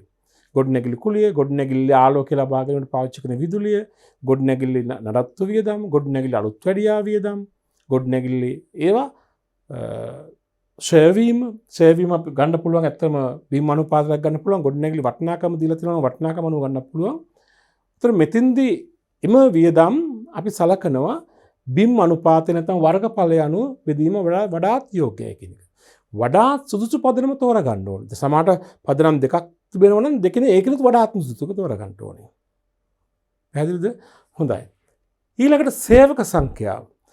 සේවක සංඛ්‍යාව කියන එකත් මේ පොදුකාර්ය වියදම් විභජනය කිරීම සඳහා සුදුසු පදනමක්. සේවක සංඛ්‍යාව අනුව අපි බෙදන්නේ සේවකයන් හා බැඳුණු වියදම්. මෙන්න මේ වගේ දේවල්. වෛද්‍ය වියදම්. සේවකයන් සඳහා වන වෛද්‍ය වියදම්. අපි තුමු A අංශයේ සේවකයෝ 30ක් 50ක් ඉන්නවා. B අංශයේ 25යි C අංශයේ 25යි. එන වෛද්‍ය වියදම් වලින් A අංශයට තමයි වැඩිපුර යන්නේ. නේද? ආපන ශාලා වියදම්, සේවකයන් සංග්‍රහ වියදම්, සේවකයන්ගේ වක්‍ර වැටුප්, ඒ වගේම සේවකගේ සුබ සාධන වියදම්, සේවක රක්ෂණ වියදම්, සේවක අධීක්ෂණ වියදම්. මේ ඔක්කොම සේවක සංඛ්‍යාව අඩු වැඩි වීම මත වියදමේ වටිනාකම වෙනස් වෙනවා. සේවකයන් වැඩියෙන් ඉන්න අංශයට ඒ වියදම වැඩි. සේවකයන් අඩුවෙන් ඉන්න අංශයට ඒ වියදම අඩුයි. ඒ නිසා මේ සේවකයන් ආශ්‍රිත වියදම් අපි එක් එක් පිරිවැය මධ්‍යස්ථාන අතර බෙදහැරීම සඳහා යොදා ගන්නා විභජන පදනම මොකද්ද? සේවක සංඛ්‍යාව. අපි ගණන් කිහිපයක් හදනකොට අපිට මේවා බේම හුරු වෙනවා. ඒතර සේවක සංඛ්‍යාව අනුව බෙදන්න සුදුසු වියදම් වන්නේ සේවක සම්බන්ධ වියදම්. සේවක වියදම්නේ. සේවක වෛද්‍ය වියදම්, සේවක ආපනශාලා වියදම්, සේවක වැටුප්, සේවක සුබ සාධක වියදම්, සේවක රක්ෂණ වියදම්, සේවක අධීක්ෂණ වියදම්. ඊළඟට යන්ත්‍රවල වටිනාකම නැත්නම් යන්ත්‍රවල ධාරණාගය නැත්නම් යන්ත්‍රවල පොත්තගය පදනම් කරගෙන බෙදී හැකි පොදුකාර්ය වියදමක් තමයි යන්ත්‍රශය. ඒ වගේම යන්ත්‍ර රක්ෂණ වියදම. මොකද මේවා යන්ත්‍රයේ වටිනාකම අනුව වෙනස් වෙනවා. ෂෙයා වීම ගන්න යන්ත්‍රයේ වටිනාකම මත මිසක් යන්ත්‍ර සංඛ්‍යාව නෙමෙයි. යන්ත්‍ර වටිනාකම පදනම් කරන් තමයි ෂෙයා ගන්න. ඒ නිසා වැඩි වටිනාකමක් පාවිච්චි කරන අංශ වැඩි යන්ත්‍ර ෂෙයා වීමක් ඒ අංශයට ඇතුළත් කර යුතුයි. අඩු වටිනාකමකින් යන්ත්‍ර පාවිච්චි කරන අංශයට යන්ත්‍ර ෂෙයා වටිනාකම අඩුයි ඇතුළත් කළ යුතුයි. යන්ත්‍ර ෂෙයා වියදම ඒ වගේ යන්ත්‍ර රක්ෂණ වියදමක් තමයි. යන්ත්‍ර රක්ෂණ වියදමත් පදනම් වෙන්නේ යන්ත්‍රයේ වටිනාකම අනුව. මේ ඔක්කොම යන්ත්‍රයේ වටිනාකම අනුව පදනම් වන වියදම්. ඒවා යන්ත්‍ර වටිනාකම නැත්නම් යන්ත්‍ර ධාරණාක නැත්නම් යන්ත්‍ර පොත්අගය අනුව තීරණය වෙන වියදම්. ඒවා අනුව ඒක තමයි බෙදීම සඳහා සුදුසු පදනම. අපිට උතර දෙනවා මේ එක් එක් අංශයේ පාවිච්චි කරන යන්ත්‍රවල වටිනාකම දෙනවා. ඒ අනුව අපි අනුපාතයක් හදාගෙන වියදම් බෙදන්න පුළුවන්. හරි නේද? ඒ වගේම පාවිච්චි කළ ඒකක සංඛ්‍යාව අනුව බෙදන්න පුළුවන් ජල බිල්පත් දුරකථන ගාස්තු. අපිට දීලා තියෙනවා නම් ඒ අංශයේ දුරකථන ඒකක 100ක් භාවිත කරලා තියෙනවා. B අංශයේ 50යි. නම් ඒ අංශයේ වැඩියෙන් භාවිත කරන නිසා ඒගොල්ලන් වැඩියෙන් දුරකථන බිල්පතෙන් කොටසක් වැඩි කොටසක් දැරිය යුතුයි. B අංශයේ අඩු ඒකක සංඛ්‍යාවක් පාවිච්චි කරලා තියෙනවා. ඒතර ජල බිල්පතුත් එහෙමයි.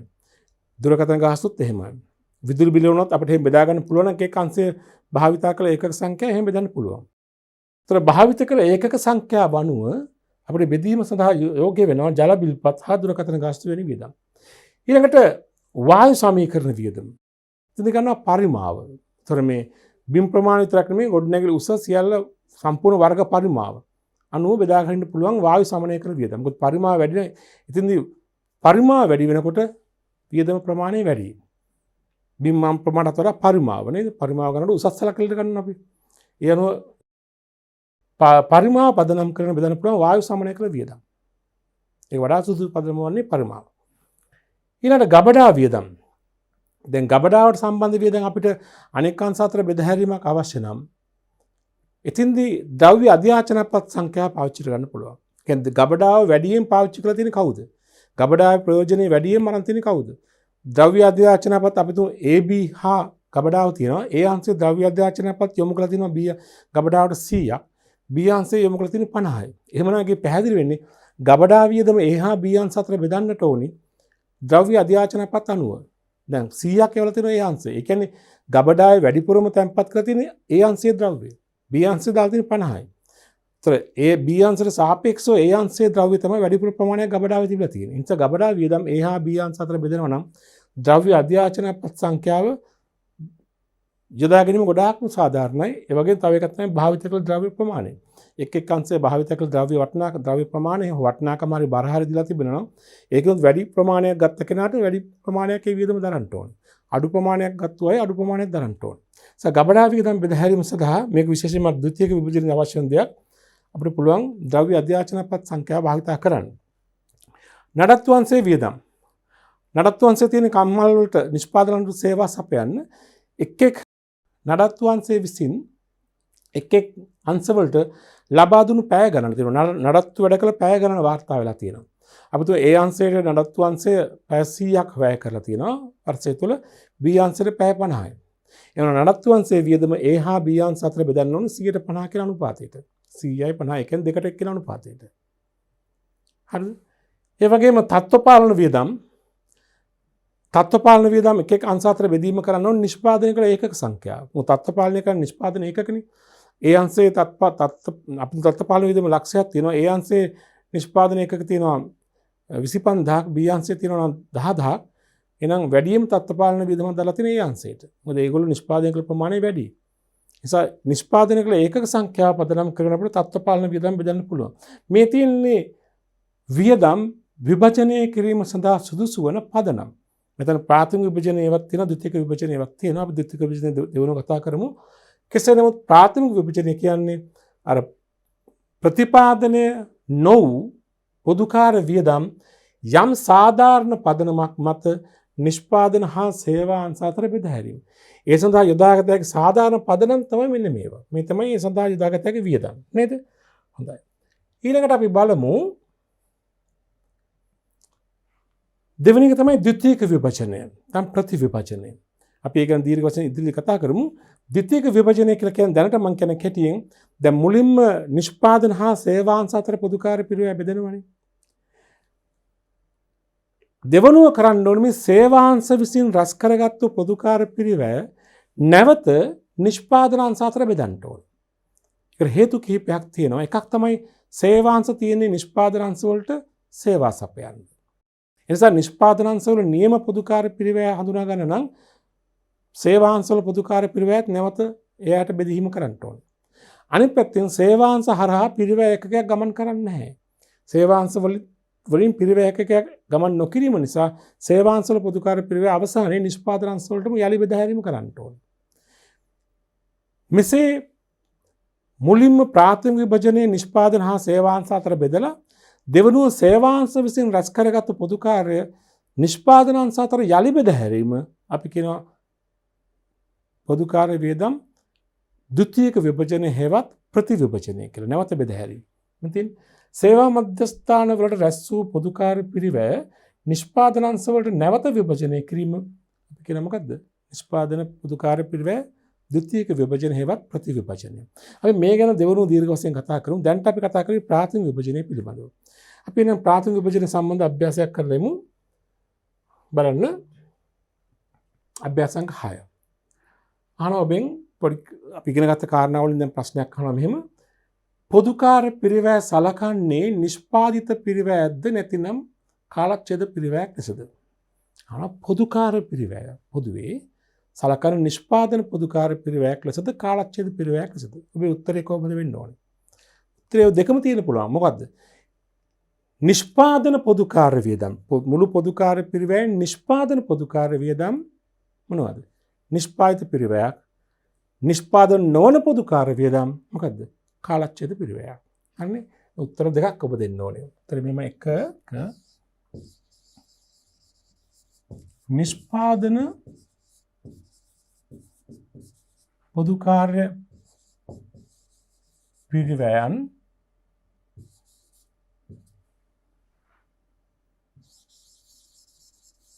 නිෂ්පාදිත පිරිවැය ලෙස සැලකේ. හරිනේ? දෙක නිෂ්පාදන නොවන පොදුකාර්ය පිරිවැයන් මොකද්ද? කාලච්ඡේද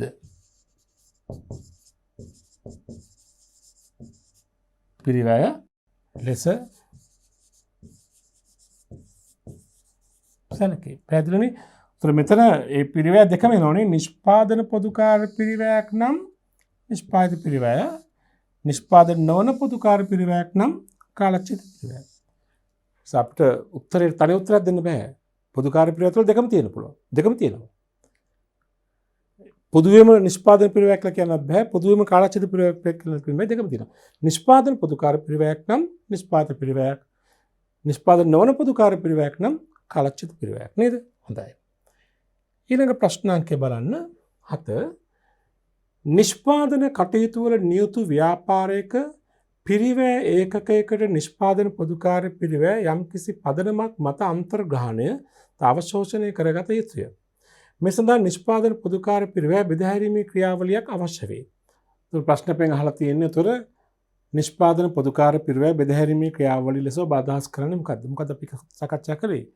නිෂ්පාදනය වෙනුවෙන් පිරිවැය මධ්‍යස්ථාන කිහිපයක් තියෙනකොට යම් පිළිගත් පදනමකට අනුව පොදුකාර්ය පිරිවැය සෑම පිරිවැය මධ්‍යස්ථානයක් අතරම බෙදාහැරීම. ඒ අවසානයේ බලාපොරොත්තු වන්නේ ඒකක පොදුකාර්ය පිරිවැය ගණනය කිරීම නේද? එහෙනම් උත්තරේ මෙහෙම ලියමු. නිෂ්පාදනය වෙනුවෙන්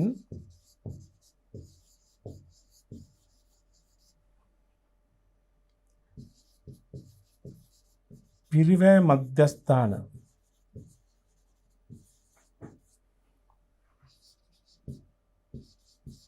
කිහිපයක් පවතින විට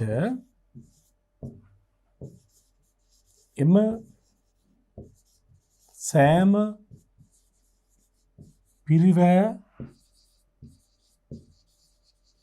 මධ්‍යස්ථානයකටම පොදුකාර්ය පිරිවැය යම් පිළිගත් පදනමක් අනුවනේ යම් පිළිගත් පදනමකට අනුව බෙදාහැරීමයි නේද? මේක ඒක තමයි ප්‍රධාන වශයෙන්ම පොදුකාර්ය පිරිවැය බෙදාහැරීම කියලා කියන්නේ නේද? හොඳයි. ඊට පස්සේ අහනවා නිෂ්පාදන පොදුකාර්ය පිරිවැය බෙදාහැරීමේ ක්‍රියාවලියක් අවශ්‍ය වන්නේ ඇයි? අවශ්‍ය වන්නේ ඇයි කියන අපිට හේතු දෙකක් ඉදිරිපත් කරන්න පුළුවන්. එකක් තමයි ළමයි නිෂ්පාදිත ඒකකයකට අදාළ පොදුකාර්ය පිරිවැය ප්‍රමාණය නිශ්චය කර ගැනීම සඳහා. එක ඒකකයකට අදාළ මුළු පොදුකාර්ය පිරිවැයන් එක ඒකකයකට අදාළ පොදුකාර්ය පිරිවැය ප්‍රමාණය හඳුනා ගැනීම සඳහා. ඒ වගේම මේ පොදුකාර්ය පිරිවැය බෙදාහැරීම තුළින් අපේක්ෂා කරන අනෙක් කරුණ තමයි අනෙක් අවශ්‍යතාවය තමයි මේ හරහා අපිට එක් එක් පිරිවැය මධ්‍යස්ථානට අදාළ පොදුකාර්ය පිරිවැය වෙන වෙනම හඳුනා ගන්න පුළුවන්. අපිට දැනගන්න පුළුවන් ගබඩාව පවත්වාගෙන යාමේ පිරිවැය කොච්චරද? නඩත්තු අංශය පවත්වාගෙන යාමේ පිරිවැය කොච්චරද? ඒ වගේම අනිකුත් සේවාංශ පවත්වාගෙන යාමේ පිරිවැය කොච්චරද? සැකසුම් අංශය පවත්වාගෙන යාමේ පිරිවැය කොච්චරද? එක් එක් අංශවල පිරිවැය වෙන වෙනම හඳුනා ගැනීම හැකියාව තිබෙනවා නේද? ලියමු නිෂ්පාදන පොදුකාර්ය පිරිවැය බෙදාහැරීමේ ක්‍රියාවලියක් අවශ්‍ය වන්නේ ඇයි? ප්‍රධාන උත්තරය තමයි පිරිවැය ඒකකයකට අදාළ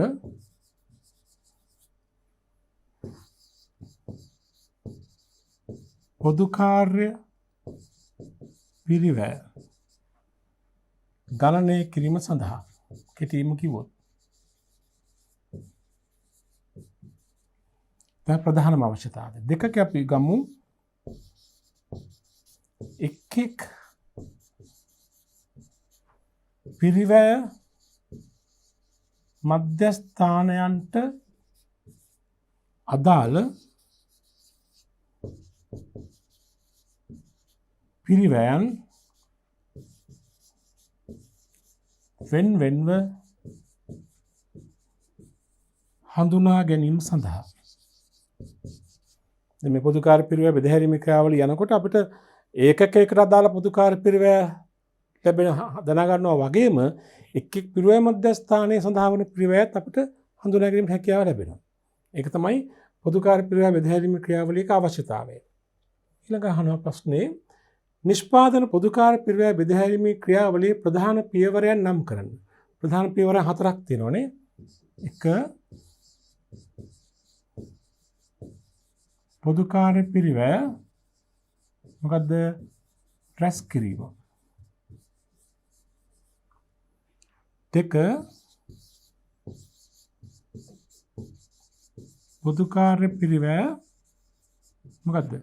ප්‍රතිපාදනය කිරීම නේ. මුලින්ම කරන්නේ ප්‍රතිපාදනය රැස් කරගෙන පස්සේ ඊට පස්සේ ප්‍රතිපාදනය නොකර පොදු කාර්ය වියදම් තමයි විභජනය කරන්නේ. තුන්වෙනි එක පොදු කාර්ය පිරිවැය විභජනය කිරීම. ඒකෙත් කොටස් දෙකක් තියෙනවානේ. අදිර දෙකක් තියෙනවානේ. ප්‍රාථමික විභජනය හා ද්විතීයික විභජනය. 4 තමයි අපි තාම 4 වෙනි කතා කරේ නැහැ. ඉස්සරහට කතා කරන්නේ පොදු කාර්ය පිරිවැය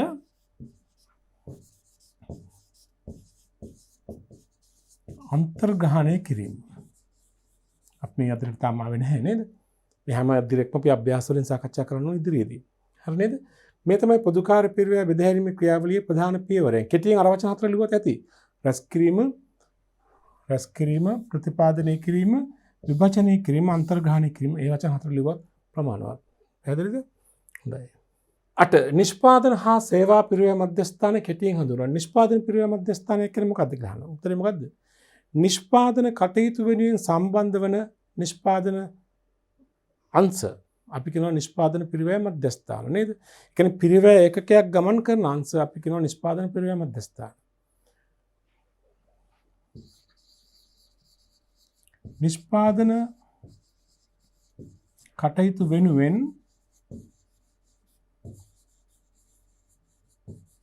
සම්බන්ධ වන අංශ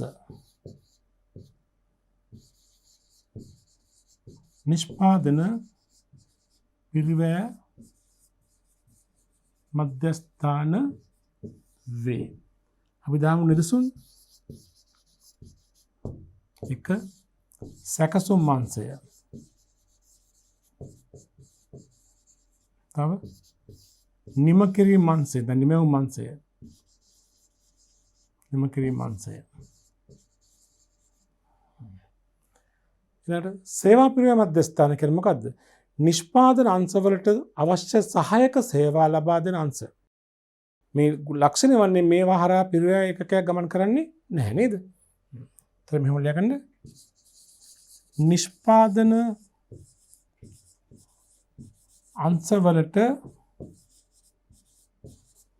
සහායක සේවා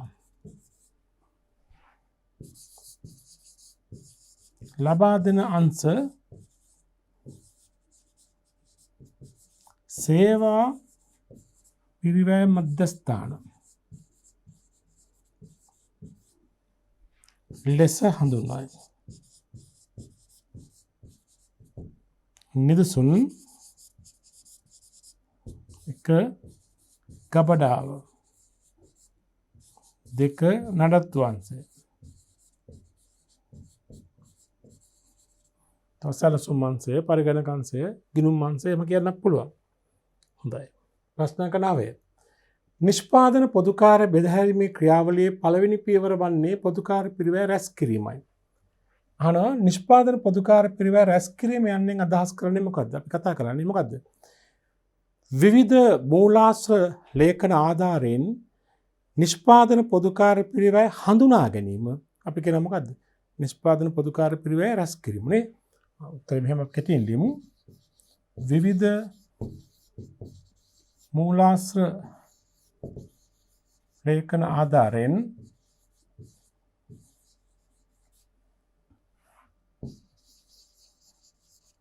නිෂ්පාදන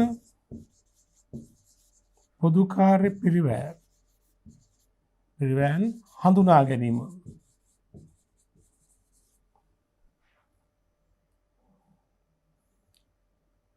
විවිධ මූලාශ්‍ර ලේඛන ආධාරයෙන් නිෂ්පාදන පොදුකාර්ය පිරිවැයන් හඳුනා ගැනීම රැස් කිරීම ලෙස හඳුන්වයි. හරි නේද? හොඳයි.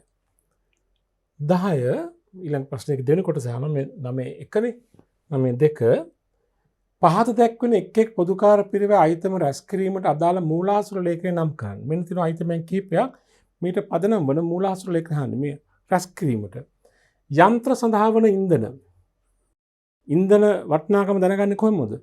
සැපයීම් කරුවන්ගේ බිල්පත්. උත්තරේ සැපයීම් කරුවන්ගේ බිල්පත්. යන්ත්‍ර සඳහා වන විදුලිය එක් යන්ත්‍ර වෙනුවෙන් පාවිච්චි කළ විදුලිය අපි දැනගන්නේ කොහොමද? එක් අංශය පාවිච්චි කළ විදුලි ඒකක සංඛ්‍යාව විදුලි බිල්පත් විදුලි ඒකක නේද? විදුලි බිල්පත් ඊළඟ විදුලි ඒකක භාවිත කළ විදුලි ඒකක සංඛ්‍යාව ගන්න පුළුවන්. කම්මල් බදු කුලිය කොහොමද ගන්න කිව්වේ? බදු කුලී ගිවිසුම නැත්නම් බදු ඔප්පුව නේද? තැපැල් ගාස්තු අපි විවිධාකාරයෙන් තැපැල් ගාස්තු දාලා තිනවා. ඒ තැපැල් ගාස්තු සම්බන්ධයෙන් හදන ළමයි ලේඛනයක්. එක් තැපැල් ගාස්තු වැය කළේ මොන කාර්ය සඳහාද කියලා වෙනම තැපැල් ගාස්තු ලේඛනයක් හදනවා. ඒකෙන් අපිට හඳුනා ගන්න පුළුවන් නිෂ්පාදන අංශ වලට අදාළ තැපැල් ගාස්තු වියදම් නේද? අපි කියමු තැපැල් ගාස්තු ලේඛනය.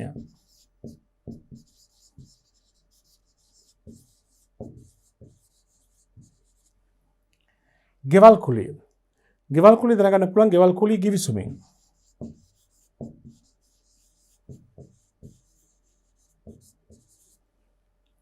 වක්‍ර ද්‍රව්‍ය.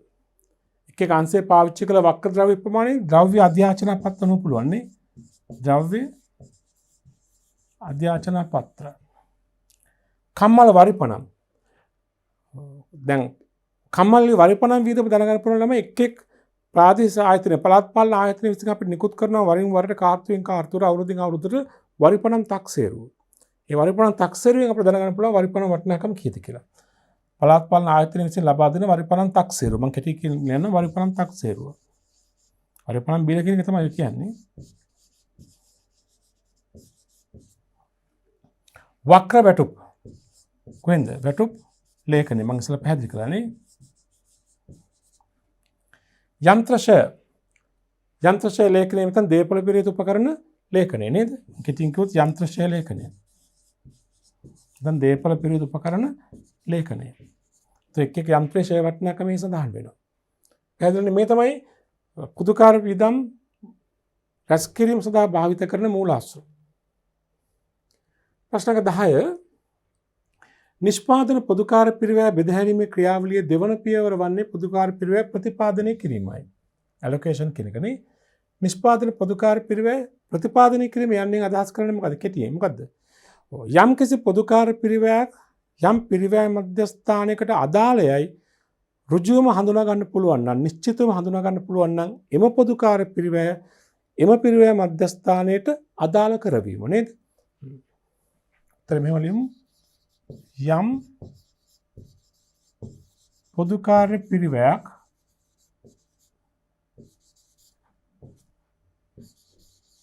යම් පිරිවැය මධ්‍යස්ථානයකට අදාළයයි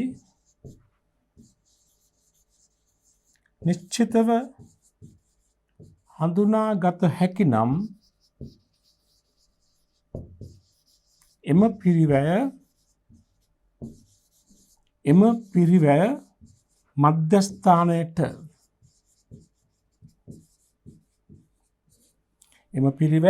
මධ්‍යස්ථානයට අදාළ කරවීම යොමු කිරීමනේ අදාළ කරවීම ප්‍රතිපාදනය ලෙස හඳුන්වයි. මේකට වෙන් කිරීම කියලා කියන්න පුළුවන්. යම් කිසි පිරිවැයක් පොදුකාර පිරිවැයක් නිෂ්පාදන පොදුකාර පිරිවැයක් යම් පිරිවැය මධ්‍යස්ථානයකට අදාළයයි නිශ්චිතව හඳුනා ගන්න පුළුවන් නම් ඒ මාංශයට යොමු කිරීම. අපි කිව්වේ ගබඩා සේවක වැටුප්. අපි දන්නවා ගබඩා පිරිවැය මධ්‍යස්ථානය. නඩත්තු අංශයේ ෂෙයා වීම නඩත්තු අංශයට යොමු කරනවා නේද? ඒ තමයි අපි කියන්නේ ප්‍රතිපාදනය කිරීම කියලා නේද? හොඳයි. නිෂ්පාදන පොදුකාර පිරිවැය ප්‍රතිපාදනය කිරීම සඳහා ඉටු කළ යුතු අවශ්‍යතා මොනවාද? අවශ්‍යතා දෙකක් තියෙනවා. යම් කිසි පොදුකාර පිරිවැයක් අපිට ප්‍රතිපාදනයට ලක් කිරීමට නම් මෙන්න මේ අවශ්‍යතා දෙකෙන් එකක් හරි සම්පූර්ණ වෙන්නට ඕනේ. එකක් තමයි එම පොදුකාර පිරිවැය යම් පිරිවැය මධ්‍යස්ථානයක් වෙනුවෙන්ම දරා තිබීම. ඒක අනිවාර්යෙන් ප්‍රතිපාදනයට ලක් වෙනවා. එහෙම නැත්නම් දෙක තමයි එම පොදුකාර පිරිවැය යම් කිසි පිරිවැය මධ්‍යස්ථානයකට අදාළ කොටස නිශ්චිතව හඳුනා ගන්න පුළුවන් වෙන්න ඕනේ. ඒ අංශයට වෙනුවෙන් දරුවේ නැතුණත් ඒ අදාළ කොටස නිශ්චිතව හඳුනා ගන්න පුළුවන්. දැන් මම කිව්වේ විදුලි බිල තියෙනවා පොදුකාර පිරිවැයක්.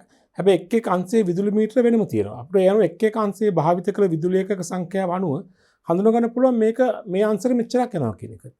ඒතර අපිට ඒක ප්‍රතිපාදනය කියන කොටසට ඇතුළත් කරන්න පුළුවන්. එහෙනම් මෙහෙමයි ප්‍රතිපාදනයක් හඳුනා ගන්න මේ අවශ්‍යතා දෙකෙන් එකක් සම්පූර්ණ වෙනුන එකක් තමයි යම් පොදුකාර්ය පිරිවැයක් කිසියම් පිරිවැය මධ්‍යස්ථානයක් වෙනුවෙන්ම දරා තිබීම. හරි. හෝ මේ දෙකෙන් එකක් තුනම ඇති. හෝ දෙක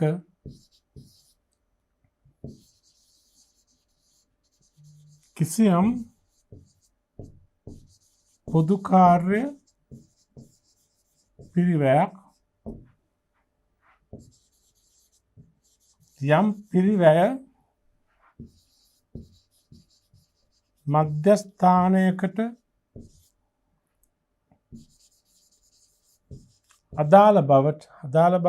අදාළ යයි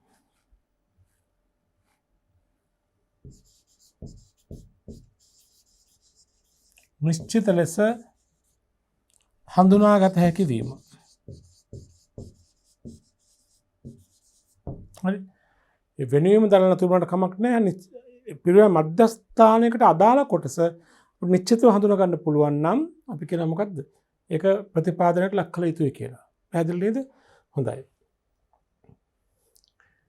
ගන්න ප්‍රශ්නාංක 11 සීමා සහිත පව පුද්ගලික සමාගම රබර් සරප්පු නිෂ්පාදනය කරනවා.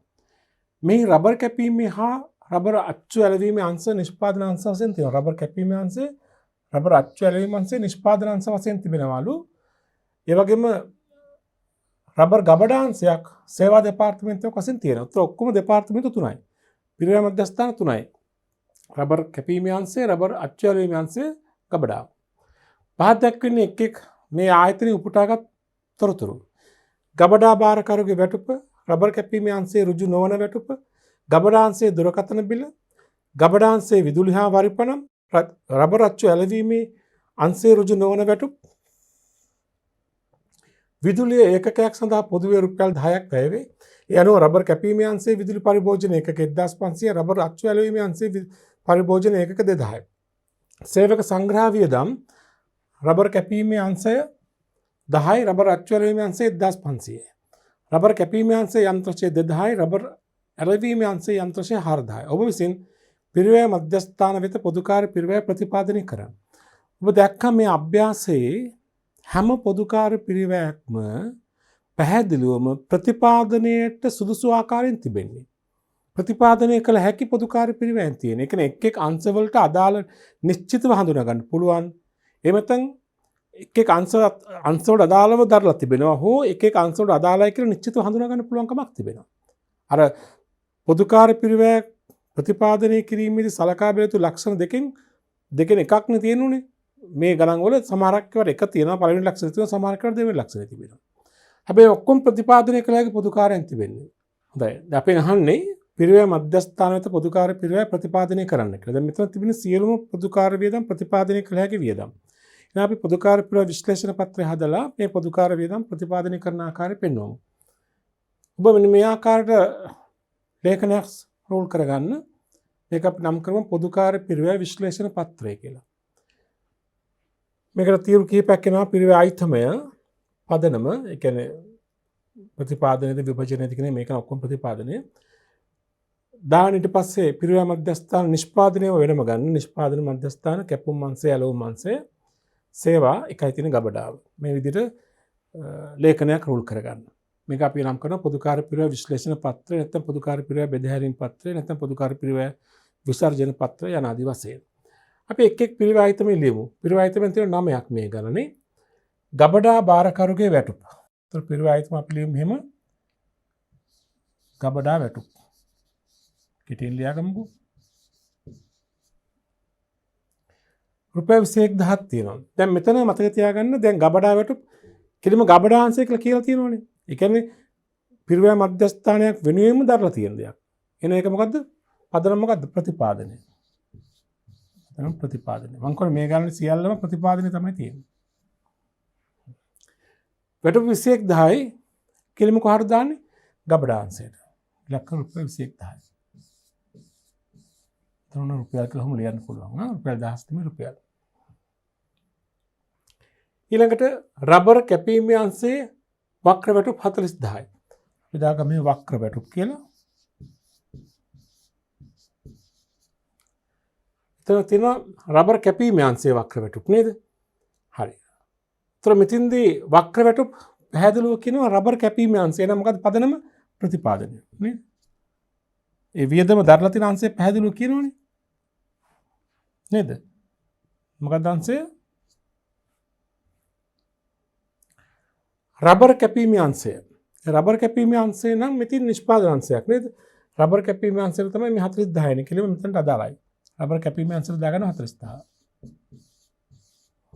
ඒකට පැහැදිලිව පේනවා අදාළ පිරිවැය මධ්‍යස්ථානයක් වෙනුවෙන්මයි දරලා තියෙන්නේ. වෙනුවෙන්ම දරලා තියෙනවා නම් ප්‍රතිපාදනය. එහෙම නැත්නම් වෙනුවෙන්ම නොදර වුණත් හඳුනා ගන්න පුළුවන් නිශ්චිතව ප්‍රතිපාදනය නේද? මේක ප්‍රතිපාදනය. ඊළඟට තුන්වෙනි එක ගබඩා අංශයේ දුරකථන ගාස්තු 4000යි. දුරකථන ගාස්තු. ගබඩා අංශය කියලා තියෙනවනේ. එහෙනම් මොකද්ද? ප්‍රතිපාදනය. ගබඩා අංශයේ දුරකථන ගාස්තු 4000යි. කෙලින්ම කොහරද යොමු කරන්නේ? ගබඩාවට. අදාළ අංශයට යොමු කරනවානේ. කෙලින්ම ආයි බෙදන්න අවශ්‍ය නැහැ. කෙලින්ම පිරිවැය මධ්‍යස්ථානයකටම අදාළයයි හඳුනා ගන්න පුළුවන්. නේ? අදාළ අංශයට යොමු කරනවා. ඒක තමයි ප්‍රතිපාදනය කියන්නේ. ප්‍රතිපාදනය. ඊළඟ 4 ගබඩා අංශයේ විදුලිය හා වරිපණම්. විදුලිය හා වරිපණම්. ගබඩා අංශය කියලා කිව්ව නිසා ප්‍රතිපාදනනේ. කෙලින්ම අංශය අදාළයිනේ. කෙලින්ම කියලා තියෙනවා ගබඩා අංශය කියලා කීයද? රුපියල් 3000යි. ගබඩා අංශය කිව්ව නිසා ගබඩාවට යොමු කරනවා. එහෙනම් මොකක්ද මේ ක්‍රියාදාමයේ ප්‍රතිපාදනය? නේද? 5 රබර් අච්චු ඇලවීමේ අංශයේ ඍජු නොවන වැටුප් 50000යි නේ. ඍජු නොවන වැටුප්. නැත්නම් අපි කියන එකත් වක්‍ර වැටුප් තමයි. එතන අපිට පුළුවන් කාගේද මේ? රබර් අච්චු ඇලවීමේ අංශයේ ඍජු නොවන වැටුප්. රබර් අච්චු ඇලවීමේ අංශය. අච්චු ඇලවීමේ අංශය නේද? 50000යි. දැන් අපිට පුළුවන් වුණා මේක මේ වක්‍ර වැටුප් අපි මීට කලින් වක්‍ර වැටුප් අපි දැම්මනේ. මේකත් ඕනනම් වෙනම දාන්න පුළුවන්, අතනම දාන්න පුළුවන්. හරිද? වෙනම දාන්න පුළුවන්. මේ රබර් කැපීමේ අංශයේ ඍජු නොවන වැටුප් දැම්ම 40000 වක්‍ර වැටුප් මෙතන. ඒ වගේම වක්‍ර වැටුප් මෙතන තියෙනවා කීයද? 50000යි. ඒ කෙලින්ම දාන්න පුළුවන් මෙතනට ඕන. එකම අයිතම නිසා 50000යි. එමෙතන වෙනම ලියන්න පුළුවන්. හරි? මේ රබර් කැපීමේ අංශයේ ඍජු නොවන වැටුප් කියන වක්‍ර වැටුප් මේක අච්චු ඇලවීමේ අංශයේ ඍජු නොවන වැටුප් 50000යි. දෙකම ඍජු නොවන වැටුප්. ඒ කියන්නේ වක්‍ර වැටුප්. ප්‍රතිපාදන කැපුම් අංශයට වෙනම දීලා තියෙනවා, ඇලවුම් අංශයට වෙනම දීලා තියෙනවා. ආයේ වෙනම අයිතමක් වශයෙන් ලියන්න අවශ්‍යම නැහැ, ලියුමක් කියලා වරදකුත් නැහැ. ඊළඟට විදුලි ඒකකයක් සඳහා පොදුවේ රුපියල් 10ක් වැය වේ. ඒ අනුව රබර් කැපීමේ අංශයේ විදුලි පරිභෝජන ඒකක 1500යි. රබර් අච්චු ඇලවීමේ අංශයේ විදුලි පරිභෝජන ඒකක 2000යි නේද? දැන් ඉස්සෙල්ලා අපිට දුන්නේ ගබඩාවේ විදුලි බිල පරිපණන්. මෙතන දැන් දෙනවා කැපුම් අංශය හා ඇලවුම් අංශයේ විදුලිය නේද? එතෙන්දී එක් අංශයට වෙනම අදාළයි වෙනම දාලා නැති වුණත් අංශ දෙකටම දාලා තුන. හැබැයි එක් අංශයට අදාළ ප්‍රමාණය නිශ්චිතව හඳුනා ගන්න පුළුවන්. විදුලි ඒකක සංඛ්‍යාව දීලා තියෙනවා. ඒකත් අපිට කියන ප්‍රතිපාදනය.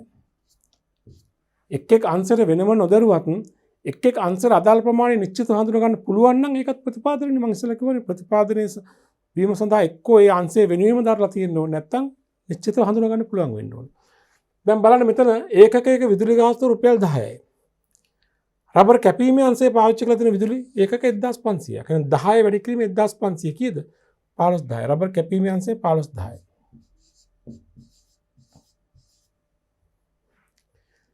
අච්චු ඇලවීමේ අංශය ඒකක 2000ක්. විදුලි ඒකක 2000ක් පාවිච්චි කරලා තියෙනවා. රුපියල් 10 ඒකකයක. 10 වැඩි කිරීම 2000 20000යි. 10 වැඩි කිරීම 2000 20000යි. හරිද? හොඳයි.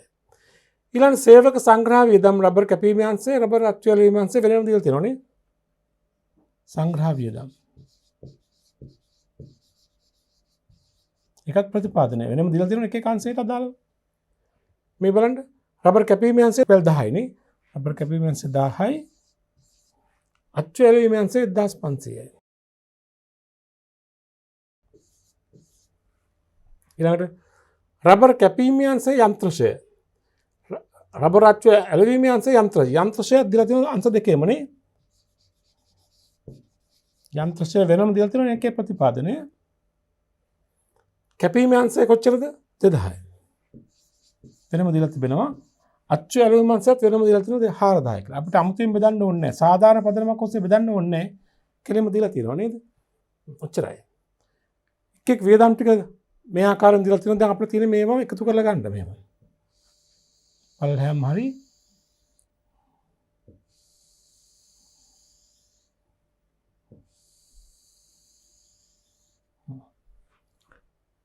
කැපුම් අංශයේ සම්පූර්ණ පොදු කාර්ය පිරිවැය තියෙන මේ ආකාරයට 0.0යි 0.0යි 5ක 6 2 8යි 4ක 5යි 58000යි නේ. ඇලවුම් අංශයේ පොදු කාර්ය පිරිවැය තියෙන 0.0යි 5යි 4ක 5යි 5 2 7යි 75500යි. ගබඩාංශයේ පොදු කාර්ය පිරිවැය දීලා තියෙනවා මේ තියෙන බල 0.0යි 5 3 8යි 60000යි. එහෙනම් ආයතනයේ සමස්ත පොදු කාර්ය පිරිවැය මධ්‍යස්ථාන අතර බෙදුවාම කැපුම් අංශයේ මේ සමස්ත පොදු කාර්ය පිරිවැය කියන්නේ නිෂ්පාදන පොදු කාර්ය පිරිවැය. හැම වෙලාවෙම ඉදිරියට භාවිතා කරන හැම පොදු කාර්යයක්ම නිෂ්පාදන පොදු කාර්ය පිරිවැය. අපි මුලින්ම නිෂ්පාදන නොවන පොදු කාර්ය පිරිවැය වෙන් කරගත්තා නේද? නිෂ්පාදන පොදු කාර්ය පිරිවැය කැපුම් අංශයේ 58000යි, ඇලවුම් අංශයේ 75500යි, සේවාංශයක් වන ගබඩාංශය දෙන 28000. මේ අපි කලේ ප්‍රාථමික විභජනයේ ප්‍රතිපාදනය කියන කොටස. දැන් මෙතින්ද මේ සේවාංශය විසින් රැස් කරගත්තු පොදු කාර්ය පිරිවැය යලි මේ නිෂ්පාදනාංශ අතර බෙදන්නේ නම් මේක අහලා නැහැ. බෙදුවායින් පස්සේ ඒක මොකද අපි කියන්නේ? ද්විතීයික විභජනය. මේ අපි කලේ ප්‍රාථමික විභජනයේ මුල් කොටස. හරිද? ප්‍රතිපාදනය. ඇත්තම පොදු කාර්ය පිරිවැය විශ්ලේෂණ පත්‍රයක මුලින්ම එන ප්‍රතිපාදනය. ඊට පස්සේ ප්‍රාථමික විභජනය එන්නේ. ඊට පස්සේ ඒ දෙකෙන්ම රැස් කරගත්ත මුළු පොදු කාර්ය පිරිවැය තමයි ප්‍රතිවිභජනය නැත්නම් ද්විතීයික විභජනය කරන්නේ. හරි නේද? මේ පොදු කාර්ය පිරිවැය බෙදහැරීමේ රැස් කරගත පොදු කාර්ය පිරිවැය ප්‍රතිපාදනය කිරීම. ඊට පස්සේ තමයි මේ සාධාරණ පදනමක් අනුව බෙදන්න බැරි දේවල් ප්‍රාථමික විභජනයට ලක් කරන්නේ. ඊට පස්සේ තමයි අවසානයේ තමයි සේවාංශවල එක් රැස් කරගත පොදු කාර්ය පිරිවැයන් ප්‍රතිවිභජනය කරන්නේ. පැහැදිලිද? මේ අතර මුල් පියවර රැස් කරගත පොදු කාර්ය පිරිවැය රැස් කිරීම එක ඊළඟට ප්‍රතිපාදනය දෙවන පියවර නේද? බෙදහැරීමේ ක්‍රියාවලිය ඇතුළත් කරන පළවෙනි එක. මේ ලේඛන ඇතුළත් කරන පළවෙනි එක. ප්‍රතිපාදනය. ඊට පස්සේ ප්‍රාථමික විභජනය. ඊට පස්සේ ද්විතීයික විභජනය. පැහැදිලිද? හොඳයි. ওই ප්‍රශ්න උත්තරේ ඔය ආකාරයෙන් සම්පූර්ණ වෙන්නට ඕනි. හොඳයි ළමයි අපි යන මෙම එකකයේ තුලින් පොදු කාර්ය පිරිවැය බෙදහැරීමේ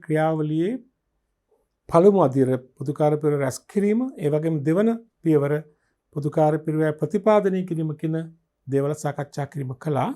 ඒ වගේම පොදුකාර්ය පිරිවැය ප්‍රාථමික විභජනය හා ද්විතීයික විභජනය හඳුනා ගැනීම කළා. ඒ හඳුනා ගැනීම සහ ඒවා සම්බන්ධ අභ්‍යාස විසඳීම අපි ඊළඟ පරිච්ඡේදයෙන් ඊළඟ ඒකකයෙන් කතා කරමු.